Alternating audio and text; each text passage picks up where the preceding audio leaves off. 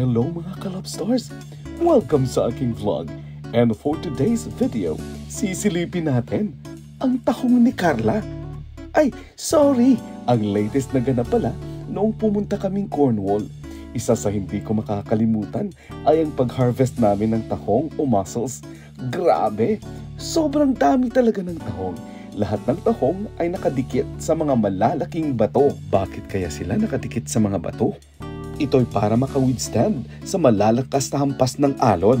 Bakit kaya dikit na dikit ang mga tahong sa mga bato? Ito'y sa dahilang ang mga tahong ay nagpapalabas ng byssus threads.